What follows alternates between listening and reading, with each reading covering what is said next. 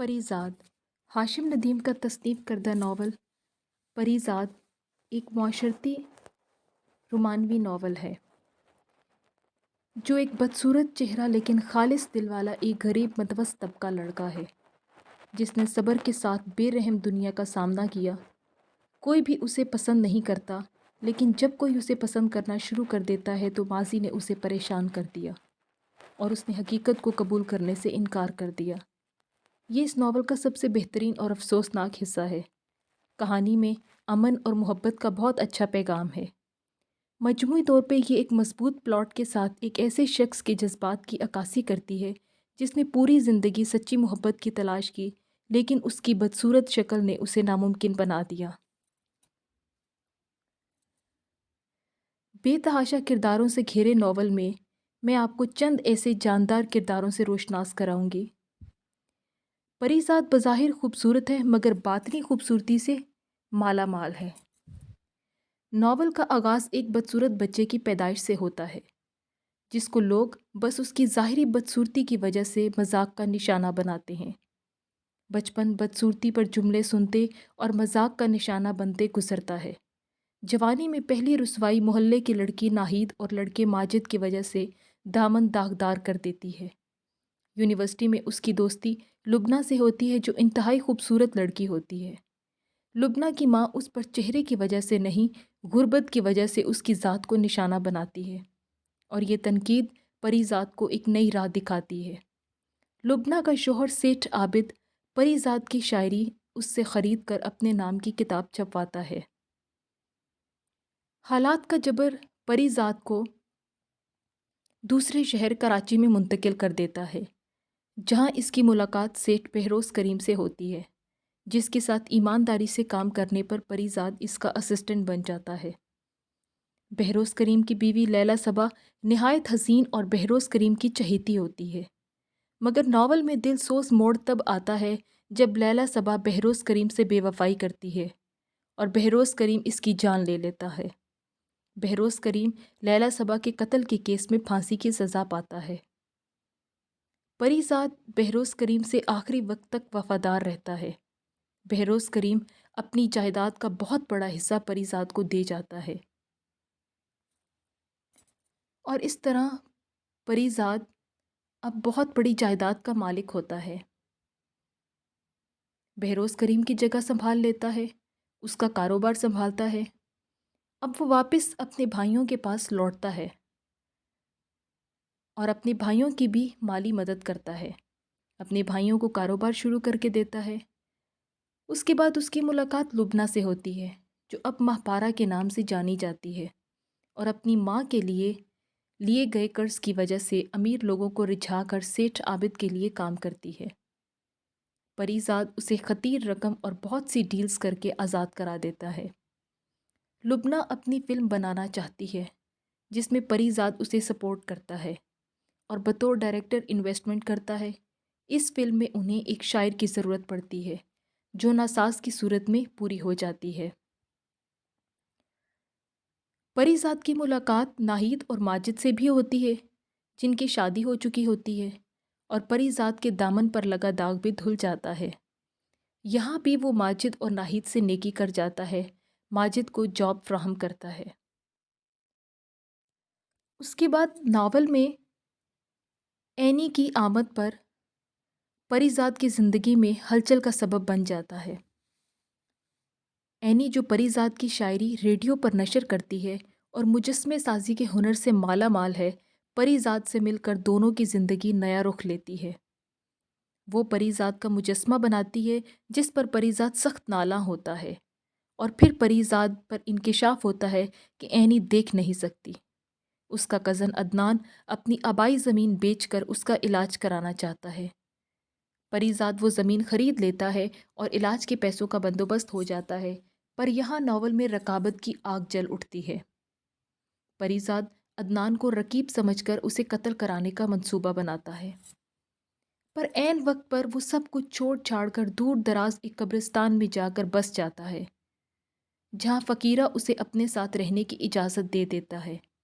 मगर चंद दिन बाद फ़कीरा साथ वाले कब्रिस्तान के गोरकन और ساتھیوں کے حملے میں قتل ہو جاتا ہے۔ پریزاد قبرستان سے بھی کوچ کر جاتا ہے اور ایک ویران اسٹیشن میں ڈیرا ڈال دیتا ہے، جس میں خانوں اسے کوئی ولی پیر سمجھ کر دعا کا کہتا ہے کہ اس کا پرائز بانڈ نکل آئے۔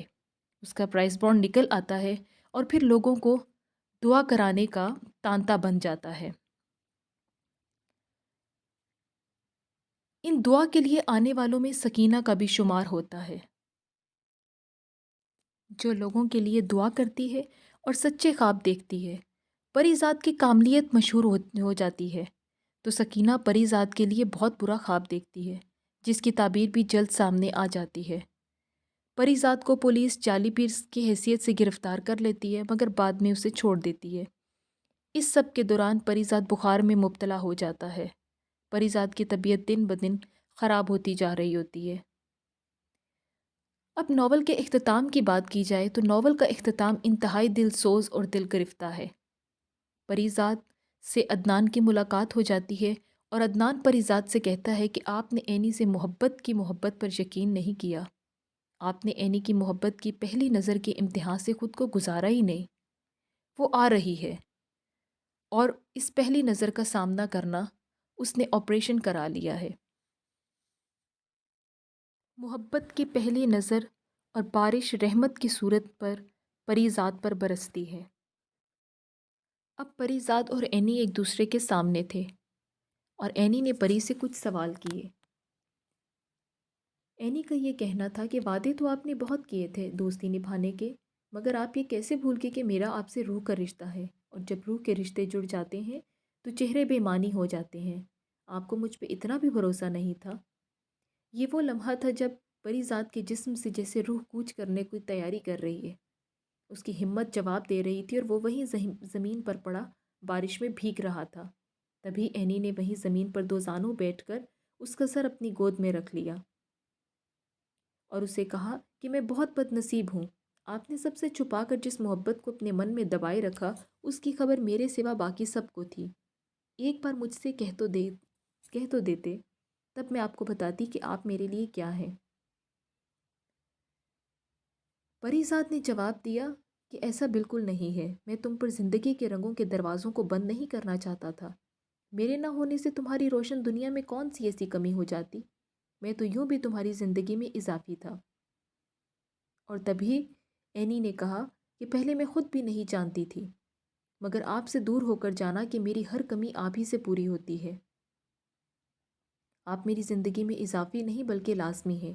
اور یہی وہ لمحہ تھا جب پریزاد نے اینی کا چہرہ تھامتے ہوئے اپنی محبت کا اظہار کیا، اور یہی وہ لمحہ تھا جب پریزاد کی نبض ڈوب رہی تھی، جیسے اس کے کان میں قزا دھیرے سے گنگنا رہی ہو، آس پاس کا شور جیسے دھیرے دھیرے سرگوشیوں میں بدل رہا ہو۔ بارش تیز ہو کر بھی پریزاد کے جسم کو جیسے بھگا نہیں پا رہی تھی، اور اس تیز آندھی میں بھی جیسے اس کا دم گھٹ رہا ہو، اور اینی اس کا سر اپنی گود میں رکھے ہوئے زاروں قطار رو رہی تھی۔ زندگی سمٹ کر جیسے چند لمحوں میں آ گئی ہو۔ جب عمر بھر کی ریاضت اور دعائیں رنگ لاتی ہیں، اسی طرح سے آج عمر بھر کی تپسیا پریزاد کی پوری ہو گئی۔ اب بھلا کس کو جینے یا مرنے سے غرض تھی؟ کتنی صدیاں ایک پل میں جی لی تھیں، جیسے زندگی نے ہر قرض چکا دیا ہو۔ اضافی اور مانگی ہوئی سانسیں بھی جیسے پوری ہونے کو آئی ہوں، اور آس پاس دھیرے دھیرے روشنی کم ہونے لگی اور پریزاد کی آنکھیں جیسے پتھرانے لگیں۔ اور کبھی یہ سنا تھا کہ دھڑکن بند ہو جائے تو دماغ کچھ لمحے زیادہ جیتا ہے، بالکل جیسے پریزاد بھی وہ چند اپنے لمحے جی رہا تھا۔ چاروں طرف ایک عجیب سا شور مچ گیا، لوگ جیسے بین کرنے لگے ہوں، اور اتنی ہی دیر میں کسی نے بڑھ کے سفید چادر پریزاد کے جسم پر ڈال دی اور اس کی پتھرائی ہوئی آنکھیں بند ہونے لگیں، اور کسی نے اس کی آنکھوں کے پپوٹے بند کر دیے۔ سارے جسم میں سے خون کی گردش ختم ہو گئی، اور پھر ایک طرف سے آواز آئی، انا للہ و انا الیہ راجعون۔ اور اس ناول کے اختتام پر منیر نیازی کے کچھ اشعار دیے گئے ہیں۔ ہمیشہ دیر کر دیتا ہوں میں، ضروری بات کہنی ہو، کوئی وعدہ نبھانا ہو، اسے آواز دینی ہو، اسے واپس بلانا ہو، مدد کرنی ہو اس کی یار کی ڈھارس بندھانا ہو، بہت دیرینہ رستوں پر کسی سے ملنے جانا ہو، ہمیشہ دیر کر دیتا ہوں میں۔ بدلتے موسموں کی سیر میں دل کو لگانا ہو، کسی کو یاد رکھنا ہو، کسی کو بھول جانا ہو، کسی کو موت سے پہلے کسی غم سے بچانا ہو، حقیقت اور تھی کچھ اسے جا کر بتانا ہو، ہمیشہ دیر کر دیتا ہوں میں، ہمیشہ دیر کر دیتا ہوں۔